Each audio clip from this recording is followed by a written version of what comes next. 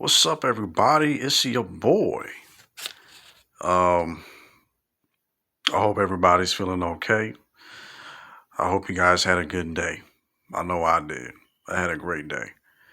Um, yeah, so for this video, I wanted to talk about, I wanted to do a quick review on the latest episode of SmackDown. Um, for you guys that watch WWE, Raw, SmackDown, and the pay-per-views. Now, before I get on with this like quick mini review or whatever, um, I don't peep NXT. I really don't. I peeped NXT back in the day. I guess you could say during the prime of NXT. Um, we're talking, I think, maybe 2016, 2017, something like that.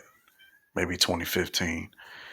Um, but yeah, over time, I think part of what happened was, some guys would get called up from NXT to the main roster, and Vince wouldn't know what to do with them. You know what I'm saying? So you would see these kick-ass wrestlers doing their thing on NXT, only to be brought up to the main roster and flounder. Just straight flounder. Um, it was a little bit of that. It was also um over. I just felt like, no disrespect to the NXT fans or the NXT wrestlers on the roster both back then and now, but I just feel like watching NXT, it feels like a little bit too much. Um, Raw is already Raw is already 3 hours, and that's insane.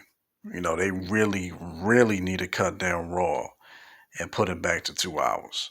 Um, if you watch an episode of SmackDown, SmackDown is 2 hours, without commercials. It's about an hour and 20, an hour and 30, something like that. And it just breezes by. It goes by at a nice, quick pace. You watch Raw and it just drags, man. Raw just loves to drag. You know, you and my you would figure, you would imagine that by now they would understand that Raw being 3 hours turns a lot of people off. It turns a lot of people off, and a lot of cats that watch Raw, they fall asleep. You know, um, Promos drag, matches drag a little bit, especially and then matches dragging this, especially the same matches dragging can kind of be annoying. But I guess for me, being a diehard WWE fan, as many of you guys out there are, we watch it, we put up with it, and we move on. But it is annoying. At some point they have to put Raw back to 2 hours, man. They have to, because they driving my ass crazy with them 3 hours, man. So again, this is going to be a quick mini review of this past Friday SmackDown. Um, the reason why this video is coming out now is because my days off from my job is Wednesdays and Thursdays. Um, uh, but I actually have a couple of days off this week, so which is why I'm watching SmackDown. I watched it a couple hours ago. Uh, so yeah, the first segment was the LA Knight and Bray Wyatt promo. Um, so you had Bray Wyatt come out, um, and with Bray Wyatt, you could tell they're really taking their time with him to have him. He already has his fans. Every time his music hits, he gets a big pop. He's a fan favorite. Um, but he's really going to have to do his thing in the ring. Um, so what happens is, he cuts a promo. He's talking about the cameraman that he attacked last week, and during the middle of the promo, you have LA Knight come on. Now, LA Knight, I'm not familiar. I caught snippets of him, very quick snippets of him. I was aware of him from NXT, even though I don't watch NXT no more. When he came to the main roster, when Vince was still in charge, I knew he came from NXT, and yeah, he when he was doing the Maximum Male Models thing, he was trying his damnedest to make that crap work. He was really trying to make that work, and I thought, and in a small way, it was kind of working. But the fact of the matter is, Mansoor and Mansoor, them guys is never gonna get over. Okay, that's just the fact of the matter. Them dudes is never gonna get over. That's those are not main event level gimmicks and characters. It's just not. Those guys are forever gonna flound in the mid card, and it's sad, but that's how the business works. It is what it is. Yeah, so as I said, why is cutting this promo about him attacking the cameraman from last week? And LA Knight comes out, and LA Knight, to me, he's the Johnny Cage of the WWE. And of course, Johnny Cage has always been my favorite character from the Mortal Kombat series. LA Knight is the Johnny Cage of the WWE. Uh, he's older. He's like 38, 39, something like that. Johnny Cage is typically like in his late 20s, early 30s, but LA Knight is the Johnny Cage of WWE. So he comes out, he's a good promo. Um, he knows how to deal with the crowd.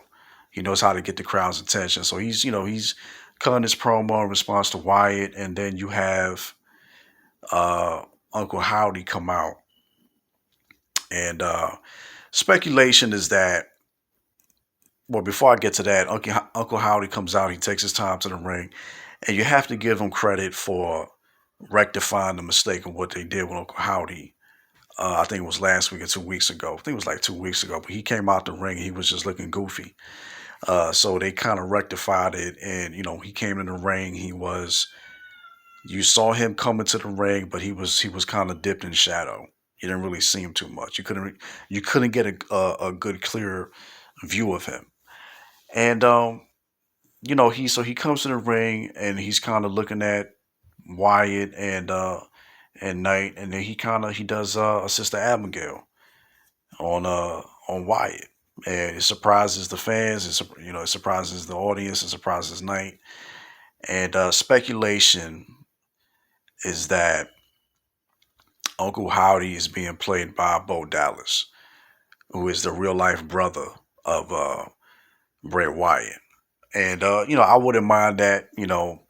Bo Dallas hasn't been seen in a long time. That whole Bo Leave thing he was doing back in the day, that crap, it worked for a while. He was undefeated, and he lost his first match to R-Truth, which was funny.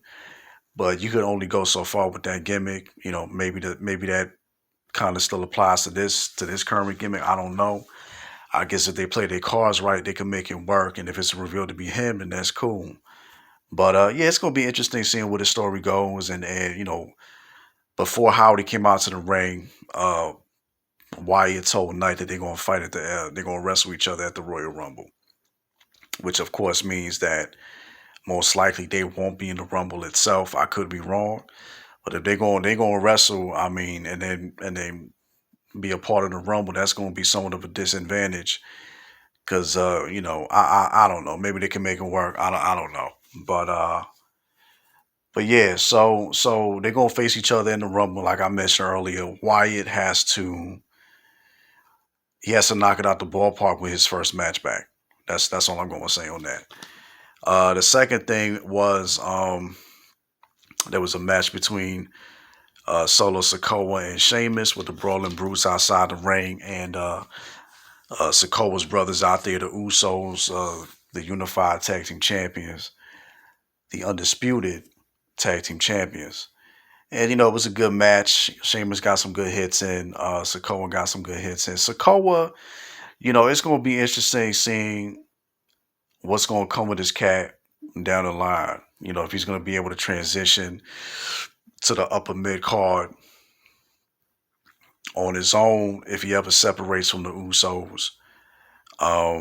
It's going to be interesting. And I mean, he got presence, I guess, and he's good in the ring.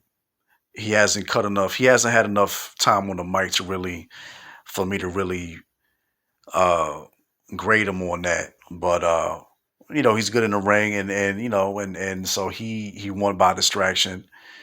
He pulled Sheamus's arm to the side post in the ring, and then he hit him with the thumb in the chest and got the 1, 2, 3. So I mean, and then Sheamus, Sheamus is 45 years old, so he's at that point in his career where he could put younger talent over. Um, he just got married, so that's him taking a loss to Sikoa is probably not even phasing him. Especially considering he just got married, and then Sheamus by this point is putting younger talent over. I think, well, as Michael Cole said, he wants to try to get the IC title, which means he's going to try to face Gunther later on. Being as how they just faced each other, I guess the WWE wants to give them a break for a while and kind of refresh that matchup and then have them face each other down the line. So we're going to see what's going to come of that. So the next up is the Ronda Rousey versus Raquel Rodriguez match. Um, it was a good match, and honestly, it was a good match, and I would say, as was pointed out by commentary, um, scratch that, not by commentary. Shout out to my boys at WrestleTalk.com, Wrestle Talk on YouTube rather, and that was pretty much the best Ronda Rousey match since her coming back. Her matches, I guess, have been more or less okay, but then that match that she had with Liv Morgan at the last pay per view was trash. It was trash. She wasn't selling good. Um, so it's good to see that she kind of, I guess, went out there and followed instructions and did what she was supposed to do. Of course, Raquel Rodriguez, she got the whole arm injury thing going on, so uh, that protects her with this loss, and you could tell with her, the company will push her down the line. She has a presence, she has charisma. She's good on the mic, but she needs to kind of add a little bit more dimension to when she speaks. But she's good on the mic. Um, to me, she needs to stop doing that back thing when she flexes her back. Like she needs to stop doing that. She's an attractive woman, you know what I'm saying? But she ain't gotta be doing that back shit, showing her back. Like that's cut that out already. We get it. You look strong. We get it. We understand. Uh Back to Rousey real quick. Well, before I get to that, because of the arm injury, Rousey wins. And then Charlotte Flair comes out after like a 6, 7 month absence, something like that, and then declares that she wants to face Rousey tonight. And Rousey just says, "F it." They wrestle right there, and Charlotte, wins the title. A lot of people, I guess, would have a problem with that. Like, where did she come back? Where did she get off coming out the blue? Challenging for the title like that. The fact of the matter is, I mean, Charlotte has seniority, so to speak. Charlotte has seniority. She's a main event level talent. She's Charlotte Flair, so only she can get away with doing that. Um, so yeah, so I'm glad she won the title because look, I'm gonna be honest with y'all, and maybe some of y'all might disagree with me on this, man, but Ronda Rousey, man, she has no screen presence. She has no screen presence to me. She has no when she's on the mic, she's awful. She tries to rush through her lines to get to the point too quickly without being too intricate with her words, and she just has this vibe of not caring. I hate when she's on the microphone. 9 times out of 10, when she's on the mic, I fast forward. I'm not gonna lie to y'all. Like I can't stand that chick on the mic, and she just has no physical, no charisma on the microphone. When she comes down to the ring, she looks goofy. Um, but I mean, look, she has her fans, and that's cool. More power to you. But she don't work for me. Ronda Rousey does not work for me at all. Um, so after that, what was next? You had the Imperium. So you had Imperium come out with with Gunther. They come out. Um, Kaiser, Ludwig Kaiser cuts a promo, and the other guy cuts a promo. His name escapes me. Giovanni Vinci, I think his name is. They both cut a promo and then showed a video package of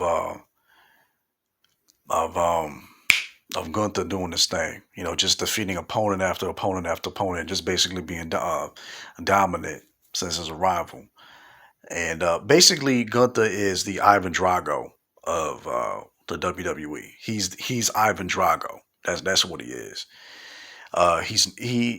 He has that perfect heel Southern gimmick, and he knows how to make it work. Um, Maybe Southern wasn't the right word, but he has that foreign heel gimmick. I guess is the right terminology, and he just makes it work when he's on the mic. He gets his point across. He's a decent promo, and he knows how to do his thing. So when Gunther's about to talk in the promo, Strowman comes out, and he comes out, tells him that something along the lines of like, you defeated every man, but how about a monster? And they start brawl. Gunther and his cronies, they walk away, and then they start brawling after that. I think Strowman pulls one of them and whatnot, and they start brawling, and then they Gunther has Strowman in a submission. I mean, he's showing some dominance. So they're really doing what they can to protect Gunther, and what they're doing with him is working. So with Strowman, I'm surprised that they're not putting him on the main event scene. Maybe they feel that he's too. Maybe they feel that he's too eccentric for the main event. Plus he's made some comments on Twitter and whatever, and it hasn't gone over well. But yeah, it is what it is with him, and maybe they'll put him in the main event at some point. But I don't know. I just find it odd that they wouldn't put him in the main event. Maybe I guess they just don't see him as a main event talent. They probably just see him as an upper mid carder, which is why he's in this program with Gunther. So we're gonna see what happens with that if they're gonna face each other at the Rumble. And by the way, where the hell is Omos or Omas? Like Strowman beat this dude, and we haven't seen this cat in weeks. I just figured I asked that, and but at the same time, to be honest with you, I'm not complaining. Omas, he's a big dude, but you got to be able to do your thing in the ring, and he just can't. Last but not least was the Cena, Owens, and Sammy and Roman match. And it was a good match. Of course, Roman's my dude, but he takes forever to come to the ring. Owens came out first, then Cena, then Roman came out with Sammy in the bloodline. So there was a good match. Cena he wasn't in the ring for too long. He did his 5 moves of doom, and then he along with Owens, and then at one point Reigns attacks Cena outside the ring and whatnot, and I mean, it was cool seeing Cena, but I think Cena kind of he tries to get the crowd. I mean, it was part of his job, but I just feel like he was overhyping. I don't know. There was a certain aspect of Cena that came across as goofy to me in this match. But with Cena, I got respect for him. He's as Michael Cole puts it in his opinion, he's the greatest of all time. And so yeah, I guess it was good to see him go against Roman for a bit in the match and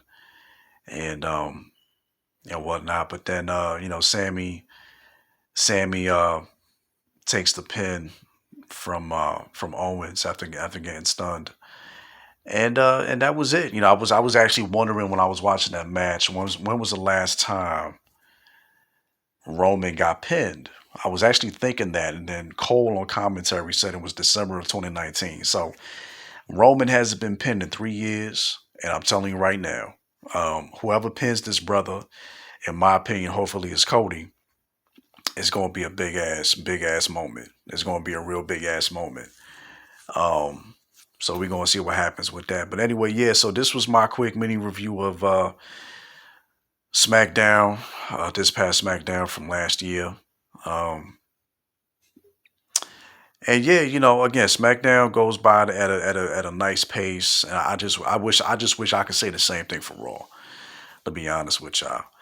So, so that's pretty much it. Let me know what you guys think down in the comments if you agree or disagree with my thoughts on these matches, promos, and wrestlers. And yeah, I'll catch y'all in the next video.